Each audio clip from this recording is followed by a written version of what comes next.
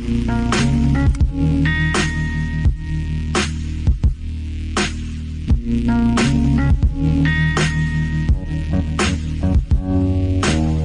to Doctrine and Devotion, a podcast exploring Christian faith and practice from a Reformed Baptist perspective. My name is Joe Thorne. I'm the lead pastor of Redeemer Fellowship in St. Charles, Illinois. And I'm Jimmy Fowler, executive pastor at Redeemer Fellowship. We got to do this, man. I got a meeting. What? What do you mean? I got a meeting. This is our time. This is my time. I know, but I got to go. What time's your meeting?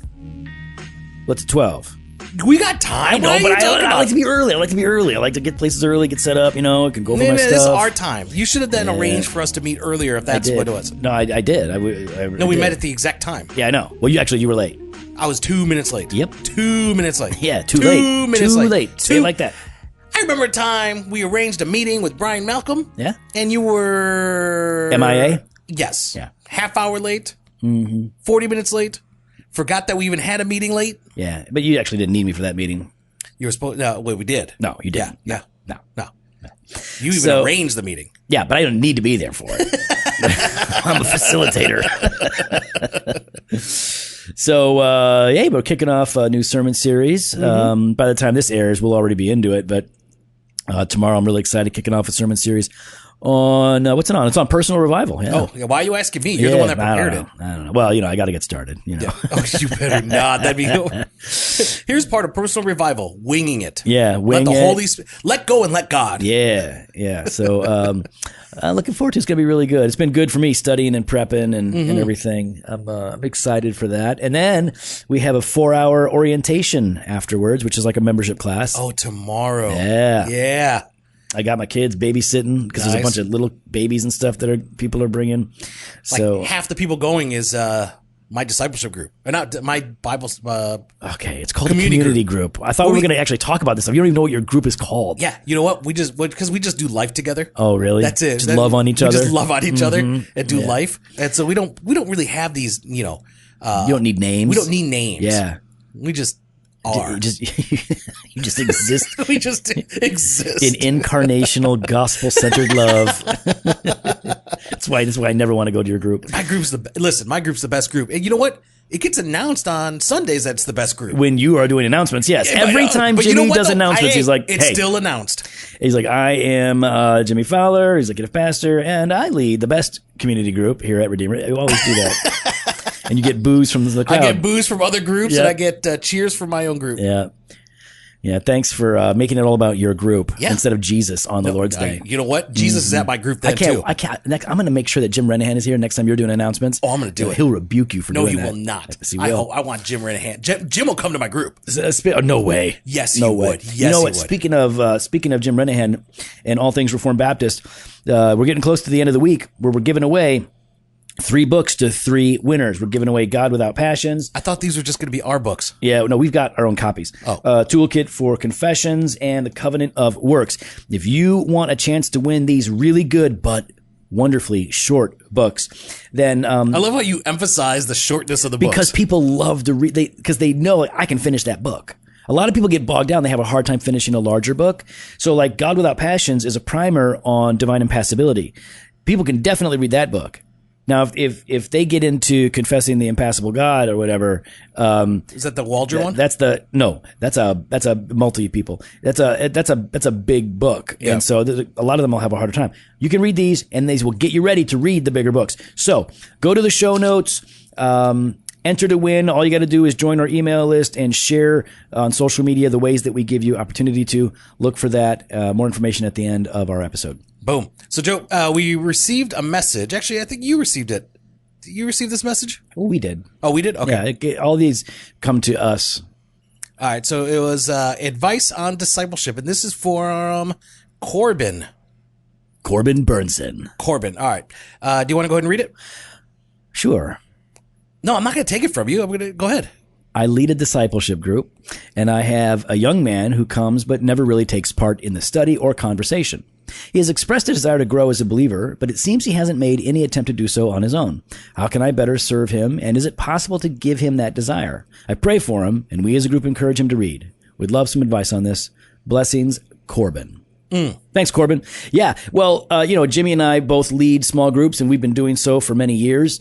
And so we've had all kinds of people in those groups. And I think, some of what you're describing here raises more questions for me. So there's a guy that's there, but he never really takes part in the conversation. So, well, there are reasons for that. Yeah. Is he a new believer? Is he an immature believer? Is he maybe uncomfortable or intimidated? Is he super shy, just, awkward socially? Sometimes people are just awkward socially, and there's a lot going on inside. They're really grasping it, but they're not verbalizing. Yeah, is the group too big for him, right? If it was better on just one-on-one. Right. And maybe the group doesn't allow. Now, this doesn't sound like it's that case here, but sometimes groups are so tight and so integrated that they almost don't give room for new voices. No, that's something I always constantly have to kind of talk about within our community, especially because of Greg. Greg, yes. Greg Earl, Esquire. The worst. Lawyers are already the worst. Imagine, Greg. A Christian one. The worst kind. Who loves Jesus. He just, but anyways, like I tried to explain, like talking through with our group, whenever we have new people coming in, it's like people don't want to come in halfway through a movie, right? And we've got this history of a group together. And so it can be intimidating for a new person to come into a group that's already been established and thinking, how do I connect with these people?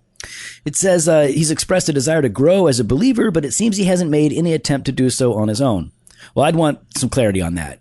How do you know he's not making it? I mean, does he tell you he's not reading? And maybe he does. I mean, again, it's an email. So, we don't know the backstory. Yeah. But maybe he's reading. But maybe if he's not, if this is accurate, he wants to grow as a believer. So he's a believer. He has a desire to become more like Jesus, to know more about God, to know God more deeply.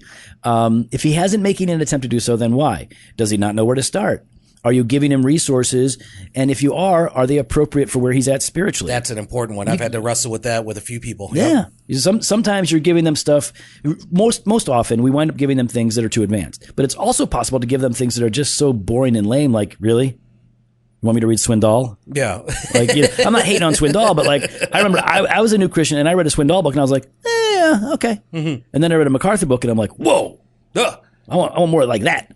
And then that got me into other stuff. So you got to find this stuff that will actually. The church is not the new Israel. No way.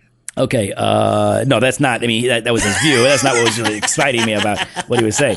Church is Israel. I'm ill. No way. I'm a pre-mill all the way. Pre-mill. Well, I was back then. All right.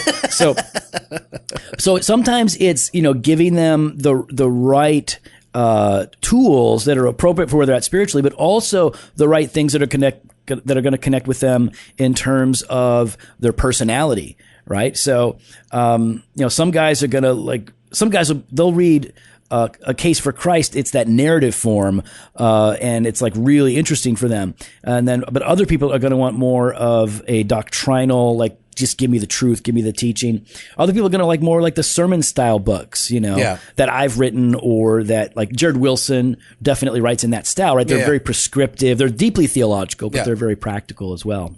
They're very pastoral. It says, let's see, how can I better serve him? And is it possible to give him that desire? Yeah. I mean, I think, hunger and thirst and desire to work at study or to grow theologically. He's already got a desire to grow. So that's there. You just got to feed that, water that, and give him the right resources. I mean, I've always said, and in my experience, if I can give somebody, if I can help them appreciate the flavor of good theology, the work starts to happen on its own. Yeah. Right. But it's like anything. It's like coffee or bourbon. It's not easily accessible, right? Without sugar and cream. A lot of people like a cocktail, but not a lot of people like just whiskey neat. Mm-hmm. A lot of people like coffee if it's got sugar and cream and all that stuff added to it. But there's value in appreciating the simple and pure form of the beverage, right? So coffee, for example, the beans and where they come from. Well, to appreciate it, you have to, slow down. It's got to be made right, but you want to smell it. Right? You want to sip it. You want to try and figure out what are the flavors that I'm encountering here. And talk about, mouthfeel and such. Yeah. Continue. So when you begin to understand, so people say, well, why would I want to have to learn to like something? Because sometimes the best things are not easily accessible. Sugar is easy, you big baby. That's why children like it. Like ketchup is sweet. That's why all kids put it on their stuff. But mustard, they don't like till later generally because it's a more complicated flavor. So it's the same when you're talking about theology. Give them a taste for theology. Got to get them into it, lead them, show them the way. And frequently they begin to work on their own. And so, I mean, one thing I do want to encourage you, Corbin, and this is for all of us, especially that lead groups, you should be encouraged that they're there, right? Like, that's a win. That's a win that they come, right? And so I've got people, and I've had people in my groups that just show up, and if I have to wrestle with like, man, they're just wasting their time. They're not even engaging. I don't hear anything from them. You know, it doesn't feel like they're really tracking. But then I have to think, you know what? They're here. Yeah. They're here. And so be encouraged that celebrate. Celebrate, you know, dance to the music. that they're present. And so along the same lines as that, for all of us that lead groups, you know, one of the things I would say is broadly here is meet consistently, even if the group is small in number. Right. And so sometimes I see that when in discipleship groups or Bible study groups or community groups where it's like, oh man, we've only got 2, 3, 4 people. People are canceling. Oh, let's just not even have group. No. Still have group. Yeah. Hey, you know what you got when you have 3 people? You got group. And listen, I get it. Listen, it's easy to be discouraged. Why? Life happens for people. You know, who knows what God's going to do in that gathering? You are denying an opportunity for God to convict or sanctify, or for somebody to open up and share something that they might not have shared in the larger context. Yeah. Like, listen, I'm sorry. Don't be stupid. This is important. This can matter. We're not saying you don't need breaks. Breaks are good. Breaks are good. We regularly have breaks. So, like, don't be so rigid in your consistency that you don't allow for, like, hey, we're going to take off the month of December because it's just crazy. We're just going to have a party or something. Yeah. So you can have breaks. That's fine. But don't quit meeting or don't cancel just because it's a small in number because so many other people have canceled. That's not a good reason to do it. Now, if you decide it's a good time for a break, that's fine. But don't rob yourself or your people of that opportunity. And let's just say you've only got we've had it for Michelle and I, because our group meets at like 5:30. We meet at 5:30, so usually around dinner time. Yeah. We've had it where everyone cancel except one single guy. Yeah. Well, we don't cancel the group then. We just say, hey, man, you're here. Let's have dinner. Yeah. And let's hang out. Yeah. And let's just talk. Right. That to me is still, you could still engage with people. Yeah. For me, that was even better for this individual to be with our family, to hang out with our kids. And then I got to rest because they were playing with my kids. I didn't have to do anything. You had to stand in. Like the way we talk about community, we call them community groups, right? So our small groups, for us, the emphasis is on community. So we have Bible study and reading and prayer and all these other things that happen. But the emphasis is on building gospel-rich community. So if we don't study that night or if we don't get into the Bible, that's okay. Because Bible study is not the point. It's a means to the end, right? And that we're trying to develop Christian community where you can actually love one another and serve one another and, bear one another's burdens and all of that. For us, when Joe wrote about this in his books, The Church, that I co-authored with Edmund Clowney. No, you did. his 3 books. That was actually pretty good. That put out by Moody, but he talks about our church's paradigm of table, pulpit, square. And so for us, this is the table. This is how we do, I don't want to use that phrase. This is how we build community with each other. And so, Joe, how then, though, when we're talking about this, it's easy for us to get almost inbred, right? Where we're just focused on each other. What do you do about newcomers? Like, what do you do about those that haven't had that history or they're just checking out the group? How do you help them engage? I know, we just had a new person at our small group this past Thursday night. And so our group is really good about this because we have Rob Warford. Right. And so everybody at this group is, I think, like this, more so than I am for sure. But when we have a newcomer, they are, first of all, people are kind of milling about beforehand. We're eating snacks and doing whatever. Kids are running around. Craziness is ensuing. But the adults are talking. And so one of us, usually Rob, will be sure to say, hey, everybody, like this, this is the new person, say hey, and then conversations will be facilitated to get them going. But the thing that you want to do, whether it's in that informal time or whether you're sitting around and you're beginning to take prayer requests, is ask that person questions. Now, this is just basic social appropriateness, right? When you're with somebody that you don't know, it's polite and helpful to ask them questions. I remember my dad used to tell me, I remember asking my dad one time when I was a kid, how do you talk to girls? And he goes, that's the easiest thing in the world, son. You just ask them a bunch of questions. He's like, people like to talk about themselves. So ask them questions. You will be interested in them and they will appreciate that you're interested in them. So just go from there. And so, yeah, ask them, so, hey, where are you from? How did you find out about this group? If you don't know. What you doing Friday night? Hey, girl. This was a single girl that showed up. Oh, see, no, I'm talking about back in the day in high school. You're talking about you right now. No, you don't. No, I don't ask that. No, we don't ask that now. We don't. But if we had a single dude, like if Travell was there, I'd been like, yeah, hey. So it was cool because I was talking to another woman that was at our church. She was also a single woman. Both of them are professionals, and but they're both single. And so I was talking to this one lady, and that has been with us, for a while. And she made the reference how like I'm the only single woman. And I said, really? And I pointed across the room to the new girl, a new lady. And she said, no way. And so she ran over there. They were hugging and everything. So yeah, I would say just be intentional, ask questions, introduce them, and make sure that, you have to read them to know how comfortable they're going to be, but take the opportunity to say, hey, why don't you answer this, or can you don't do that old school, like, remember the old school churches where like, oh, any visitors, please stand up? Oh yeah. Oh, where are you from? Tell us something about yourself. Yeah, it's a little bit awkward, right? It's not. So you got to read these people well, but simple questions that kind of allow them to be interested, and things that they know the answers to plainly. That's always a good thing to do. So that's how we welcome people. Then when we're in the group, though, right? Whether it's been people that have been there for a while or new, I mean, we want to get people participating. As you're talking about, ask those questions.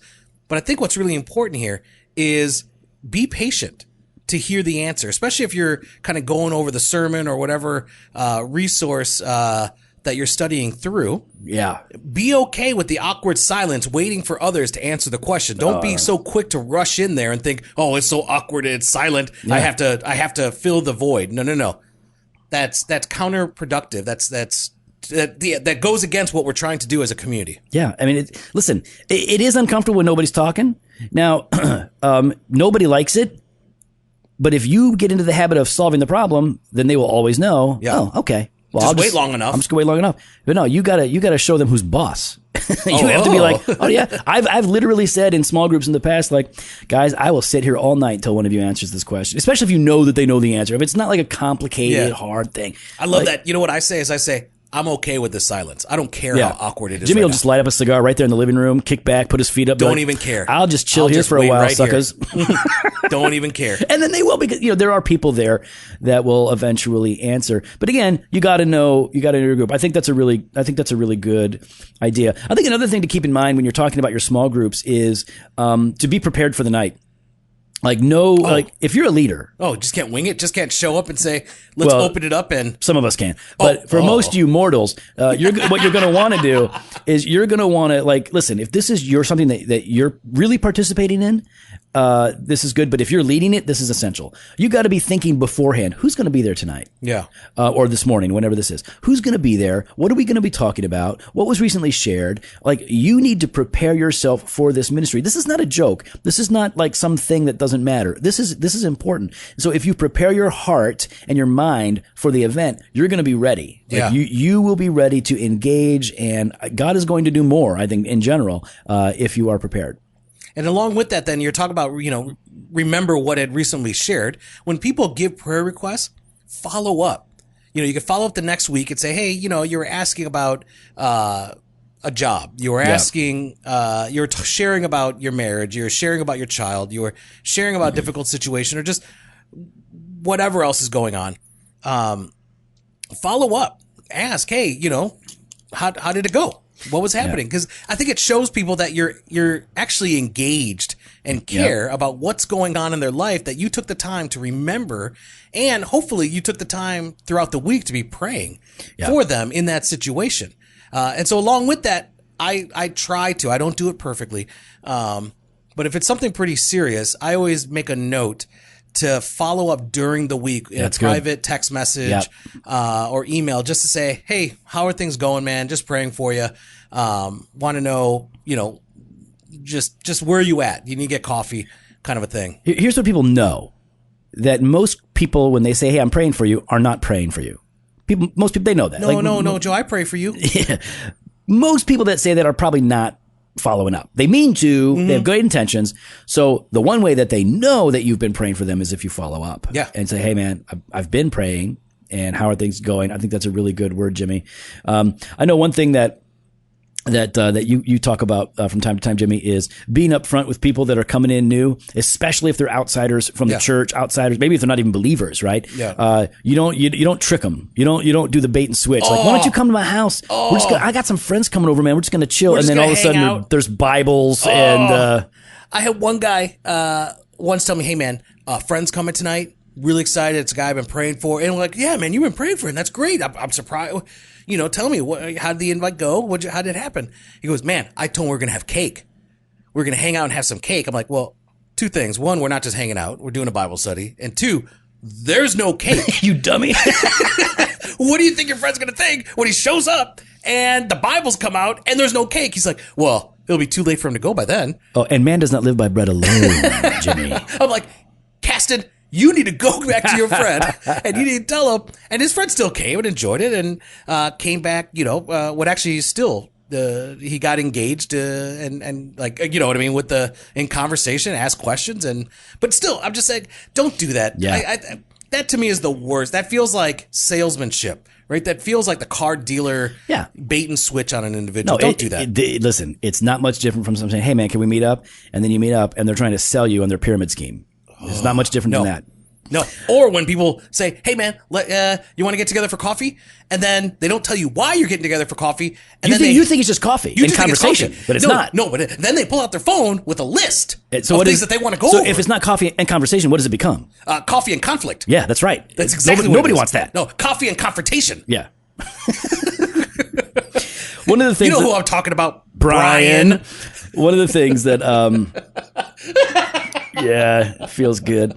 One of the things that we emphasize, Jimmy and I especially, because like we actually care about this. And yes, cultures are different, groups are different, but in general, it is very important that you start and end on time. Oh, yes. And now here's why. Because people have their own life and plans. Yes. And because when you don't respect their time, they feel frustrated. It's also helpful because if you start on time, you're going to have enough time to do your stuff. If you don't start on time, then you're going to run out of time to do your things. You're going to miss out on prayer. You're going to miss out on study. You're going to miss out on fellowship. Or it's going to go long. But here's the thing. Just because you start and end on time doesn't mean you have to kick everybody out right away. No. End on time. Like for us, it's 6 to 8. That's what we do. We do 6 to 8. I do 5:30 to 7. So at 8 o'clock, oh, that's cute. No, so because a lot of our people have kids. So do ours. Yeah. Yeah. Younger kids. So do ours. No, you don't. Yeah, we do. Oh, they're not even a year old. Oh, but that don't count. I'm talking about the other ones that have school in the morning. Yeah, we got Young that too. kids, kindergartners, first graders. Yeah, we got that. Yeah, and that's why your group is messed up. All of our kids are in advanced classes. They're in like what advanced classes like, Bonger in? Oh, app math.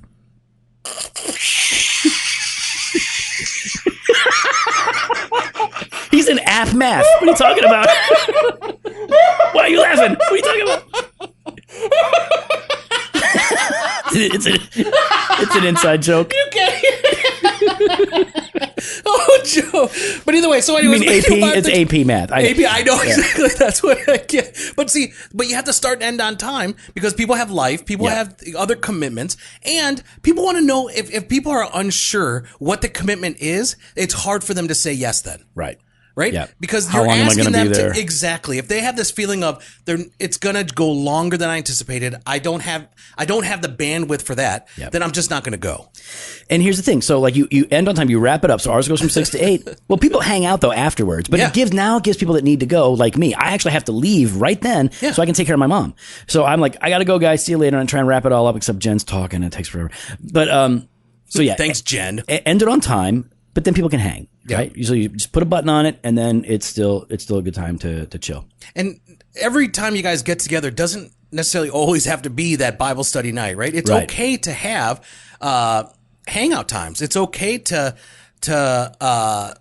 just relax, play a game, sit around, just talk, maybe have some wine, bourbon, whatever Coffee. your conscience allows. Yoo-hoo. And just enjoy. Actually, we were just talking, my group on, because it is the best group, on Thursday. We're like, hey, you know what? We need to go do a hangout night, on an off night. Or even on a Bible study night. We're just going to go and we're all going to, we're going to get some babysitters and we're all going to go, bowling. The escape room. We're thinking we're going to go go do an escape room together. Yeah, you're doing it with everybody but me.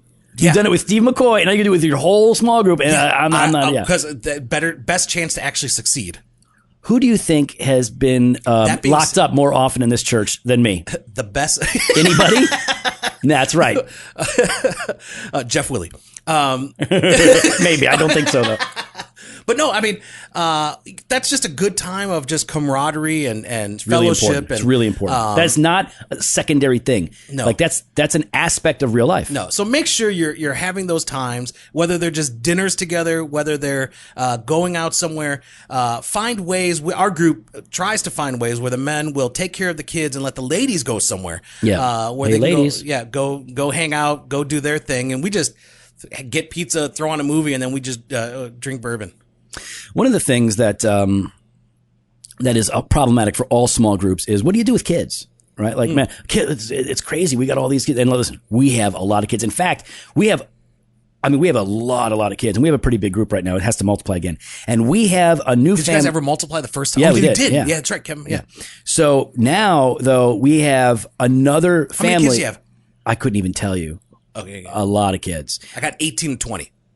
Yeah. We have, I don't even know, but we have another family coming in with 4 more kids. Gosh. So, but here's what you do with the kids, right? Ready? Here's the secret. All right, go. Embrace the chaos. No. That's what you do. No, I can't just sit there and silently stew that there's loudness going on around me. So listen, this is life. Now that means it may not be the kind of group for everybody. Mm-hmm. Some people just are not, and I'm just going to say it. Some people are too weak. Like, they are weaker in this area. They can't handle it, right? And and listen, I would be too if I wasn't a dad with 17 years of experience with kids. Yeah. I would not be able to roll with it. It would drive me crazy. So, on one level, embrace the chaos, but here's how you embrace it. And a lot of our groups do a really good job with this. I know Jimmy's group does this. So bring your kids together before the adults really get deep into prayer requests and Bible study. My group not only does it, we taught all the other groups how to do it. Continue. Not my group. Mm-hmm. So you get the kids together and speak to them. Like, they're a part of this.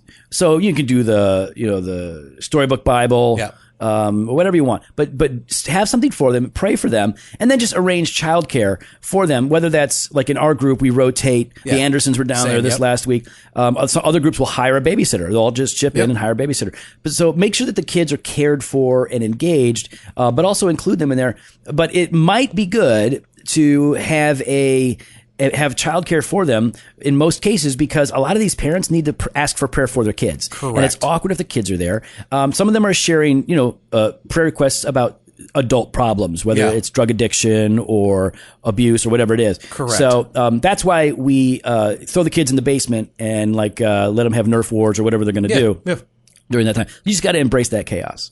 If you're leading the group, don't lecture. Don't sit there and just.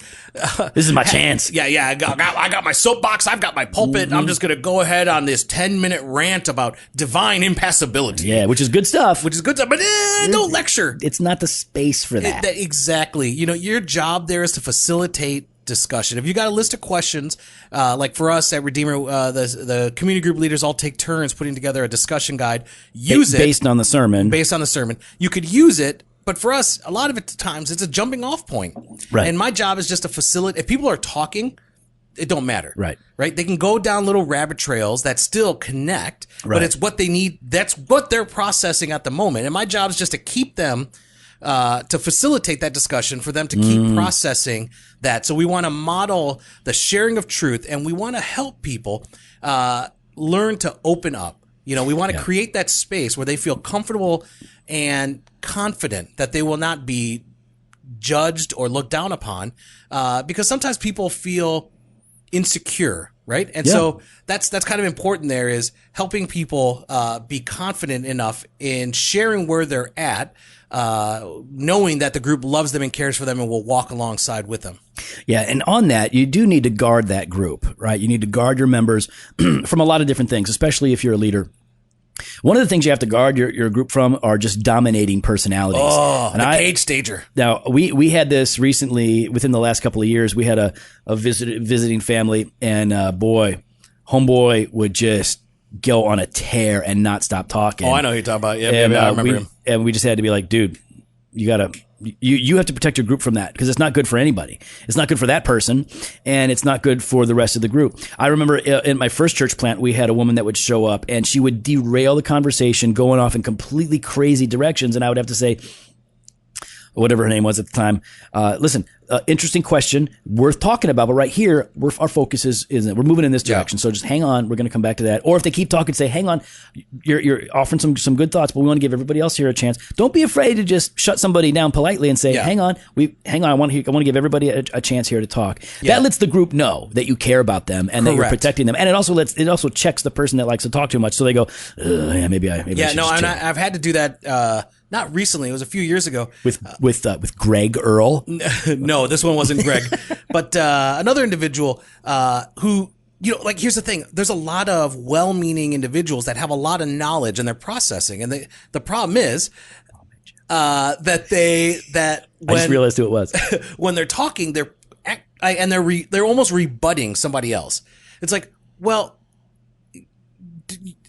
two things in this case. It was like, one, you don't know what you're really talking about, so slow your roll there. And two, the way you kind of I have to protect that other individual because then they feel like, oh, I can't share anything because I saw them, like you could see physically they just start to shrink. Yeah. Like, oh, I feel so so dumb. We had that same guy. Okay, yeah. You know what I'm talking about. Yeah, like our guy who's now leading a different group because we multiplied. He told the guys like, no. He pulled him aside. He's like, no. And so in the middle there, I was like, no, you're going to have to hold on. I want to hear more. And I kept trying to draw it out and was defending kind of while rebuking the other person. And then separately outside said, you got to watch it. Yeah. Yeah, man. Love your people. Protect your people. And listen, Jimmy, give them one piece of advice. I'm not going to lead you on. Right. I'm not going to lead the witness here. Yep. There's one thing that we value in our gatherings. Well, we're Baptist. Okay, so we're Baptist. So I think you and I are already on the same page. No, you got to have food. You want some food, man. Some snacks. They brought Snickerdoodle cookies last night, brownies. Man, you can bring a bag of chips, flaming hot Cheetos. I don't care, but bring something, man. To get food is a unifier, unless you're some weird vegetarian like my daughter, and then it's got to be bring carrots for her. Yeah, or flaming hot Cheetos. There you go, flaming hot Cheetos. But what's important though, I think in this is, and I think specifically for my group, what we try to do is, my wife always tries to have stuff out because we usually meet around dinner time. So some people are coming right from work. Yep. So they need something to eat. Yep. Some families, they don't have time to do it, and they got kids, and the kids are going to need some food. Jen doesn't. My wife does not cook on Thursday nights. My mom and dad who live with us, they have to order their own food, and then the kids are just going to have snacks, and they'll eat another snack at home. So that's one way that we serve each other is by bringing food and sharing that amongst ourselves. Yeah, that's a good point, man. Well, I don't know. That's a kind of a mind dump on small groups and advice for discipleship. Shows how great we are. So, listen, guys. It's almost your last chance. We want you guys to get these books. Jimmy and I have read all of these books. They are really good. These 3 books by RBAP, Reformed Baptist Academic Press. You want them. So, if you want a chance to win, go to the show notes, and what you'll need to do is make sure you're signed up for our email list, and then get on social media, either Instagram, Twitter, or Facebook. Do all 3, you get more chances to win. And share the information. We'll have a sample little post that you can use as a template to share this stuff online, and we'll pick a winner on Saturday. Well, we'd love to hear your thoughts on discipleship group, Bible study groups. What are some of your best practices? What are some of your horror stories? You can follow us online, Instagram and Twitter at Doc and Devo, or on Facebook /Doctrine and Devotion. You can head on the website, drdevotion.com. There you can contact us. You can sign up for the email blast or hit up the store, jofostore.com, and grab some gear. Fresh pod every Monday and Thursday, blog post on Wednesdays, video content when available. Later.